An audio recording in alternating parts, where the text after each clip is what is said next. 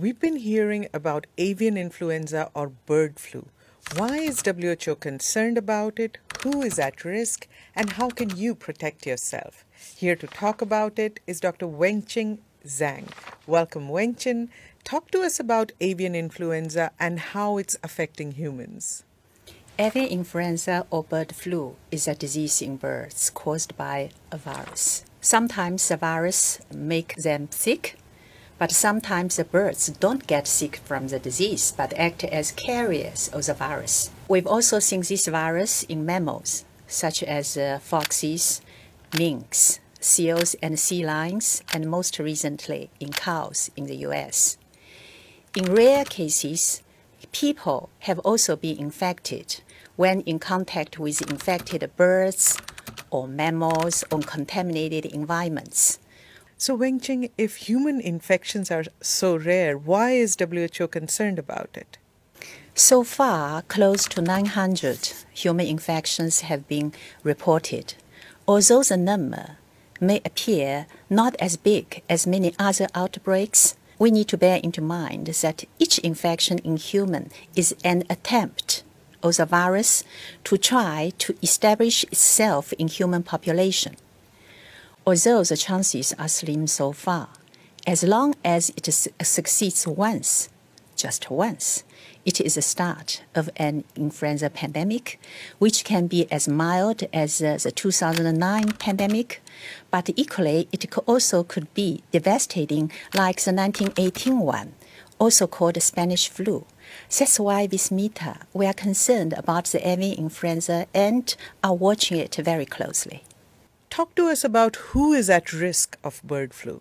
Anyone exposed to infected live or dead poultry or infected animals or contaminated environments such as live bird markets is at risk. Slaughtering, defeathering, handling carcasses, and prepare poultry for consumption, especially in household settings, are also risk factors.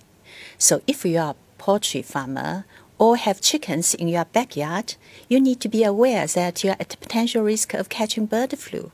With avian influenza detected in cows in the US recently, if you are a dairy worker, you also need to be aware that you are at a potential risk of catching bird flu. Wenqing, we know that this virus is evolving constantly. Talk to us about how WHO is preparing countries for a possible pandemic. The risk of an influenza pandemic is persistent and is being watched closely by a long-standing global system called the Global Influenza Surveillance and Response System, also called GISRIS. This system will rapidly detect an influenza pandemic virus once it enters into human population. And from there, it will trigger a series of response, including the development of laboratory diagnostics and vaccines. In addition, WHO will rapidly release a series of practical guidance to countries tailored to the specific pandemic response needs. So that's why it's important to keep an eye on the virus to see how it's changing. Tell us, in case of an outbreak, which foods are safe to eat? Avoid consuming raw milk, eggs, and meat. Make sure you consume pasteurized or properly boiled milk and thoroughly cooked eggs and meat. If you are handling raw products, make sure you wash your hands before and after, and follow other good food safety practices. This is in fact outstanding advice with or without avian influenza because these practices protect you from many diseases. So tell us what else the public needs to do in case of an outbreak to protect themselves. Be vigilant, minimize contact with animals in areas affected with avian influenza. Avoid contact with surfaces contaminated with animal feces.